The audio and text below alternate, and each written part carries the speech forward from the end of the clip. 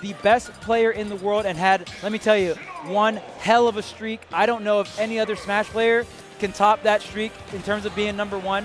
But seed 11 for this tournament, and if you're an old school player like me, you've been watching Smash for a long time, I want to see Leo jam it, man. I want to see Leo come back. I want to see Leo in this top 8. I want to see Leo get back to #1 with Marth. That's my dream scenario. The Marth that was the greatest era in Smash. All right, man. Well, I want Leo to be back, but I don't know if he can do it with Marth. I believe he did it with Byleth. He can do it with Marth. It's Marth stocks through the roof. All right. You're a believer in Marth. I am a believer in Marth too, but man. No, Marth sucks. I'm gonna be real. To solo main, I do think there are a ton of matchups where he can utilize Marth for sure. But I mean, Leo, talking about the characters that got him to where he was before, this Joker was doing such a tear. He was pretty much a solo Joker main for quite some time until, like you said, the Byleth came through, and not a lot of people believed in Byleth, right? And he really put that character on the map. I think he can do the same for Marth as well, but right now we see the Joker out. I remember there was a time when people said with the Byleth, oh, if he loses with the Byleth, he'll just go win with Joker. And that was always the excuse. And then when the results started to fall, and he did pull out the Joker, it didn't work anymore. People had adapted. People had leveled up, and MkLeo fell behind the curve a little bit. It's just so hard when all of the eyes are on you for so long to consistently figure out ways to innovate and evolve the game and grind all those hours all day, every day. And at the moment, MkLeo's fallen off, but I believe he can come back. Oh yeah, for sure. I mean, this player, insane mentality, insane grit, to have a streak of consistency as long as he did here, showcasing with the Joker here, going for the gun. And I mean, Leo definitely has, I don't think Leo's known for the technical stuff, but maybe that's something he's been trying to work on, right, to level up his game. I know there has been a lot of other players that have been kind of going more towards the technical side, getting towards that crazy punish game, right? We're 5 years into Ultimate. Some players' punish games, you get hit once and that's a wrap. Like the pogo stick meta, right? That's been the big thing these last couple weeks. People are starting to realize, wait a minute, footstools are broken. Oh, yes. All the footstool tech coming through. I mean, it's just crazy. Yeah, consistent footstool, out of shields. Pyra's going to be a menace. Oh, Pyra's already a menace. Yes, exactly. Now it's going to be crazy. She doesn't need it. Leo doing a great job here versus Seesaw. Yeah, Seesaw, a PNW native, playing the Incineroar, a character who has been pretty up and down in the meta. He's one of those characters that they say is like the bracket character, right? Right. You don't need that Faradatus gameplay. You just hit buttons. Well, you know, it's crazy. I'm surprised you guys have so many Incineroar players. Oh, and the down air into the up smash with the platform assist coming through for Leo. But Incineroar, a very slow character, right? Yeah. In a region that wants to time you out all the time, man, I salute any Incineroar player in PNW. Rather comically, Incineroar is our zone breaker. Really? Yeah, it's wild. You should watch some Mystery Soul VODs. The way that dude messes up zoners in our region. And everybody's like, this matchup against Incineroar is impossible. He just down Bs everything and I lose. Like, bro, nah, you gotta hold that, bro. You're playing against Incineroar. You're playing Min. Like, come on, bro. You're not allowed to complain. Yeah, you're not allowed to complain. Either way, though, MkLeo doesn't care who you're playing because he is going in. We do go to a very small stage for game number 2, though. Seesaw definitely trying to keep MkLeo from using the space to his advantage.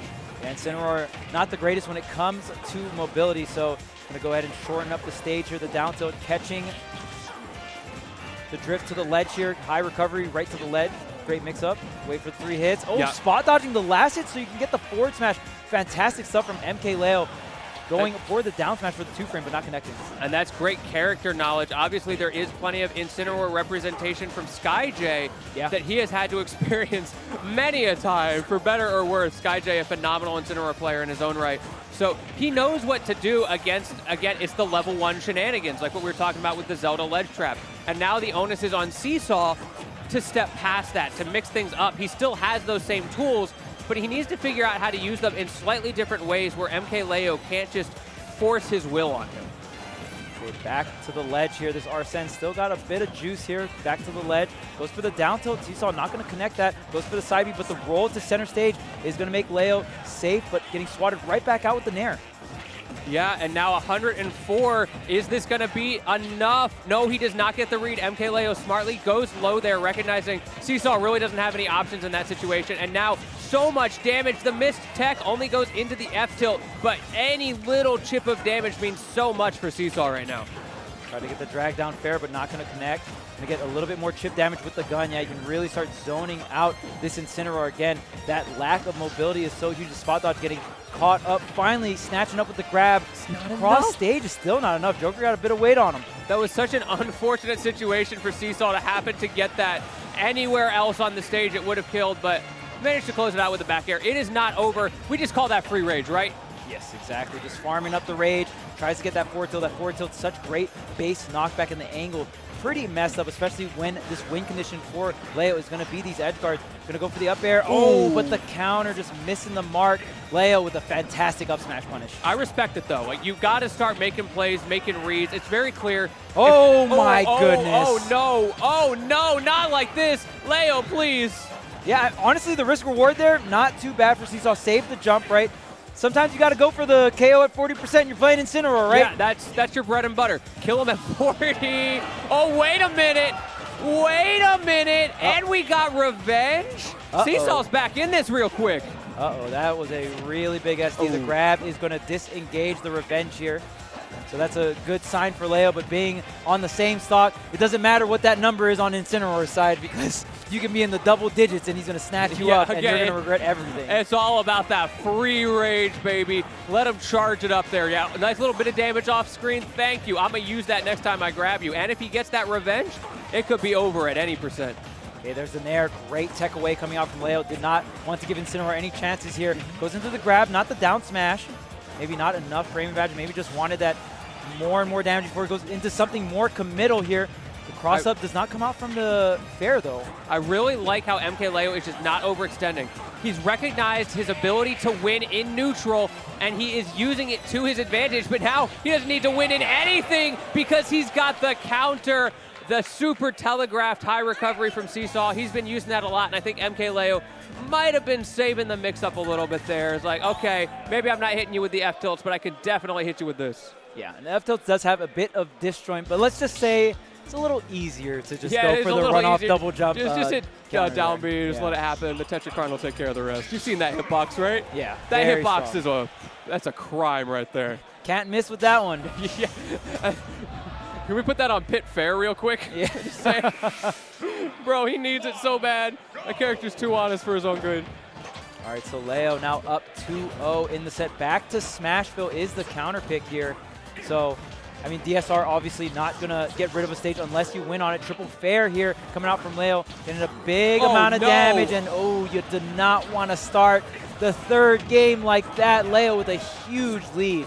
That really hurts for Seesaw because now you have to work so much harder. MkLeo taking full advantage, and he got the Arsene. Why did you go past the stage? Okay, the revenge, bailing him out. Going to cash out a little bit. It was just a multi-hit, so not too much. Trying to maybe go for the edge guard. There is the tech into the wall jump, into the directional air dodge, into stage. Very optimal coming out from Leo, and there's the back air, Arsene and all. Man, great stuff from Leo. Just his okay. You don't get that one, though. Just his ability to adapt to these weird boxing situations where you never know where someone's going to set up. Oh, we were playing Melee Jigglypuff for a second there. We got the bear train. 32%. He's going to need a miracle to bring this one back.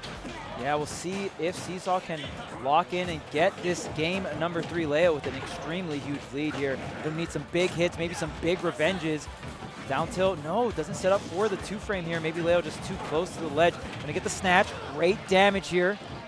There's just not enough rage on him yet. He should have gotten hit more. That's all I'm trying to say. 87%. That Arsene is going to go away soon.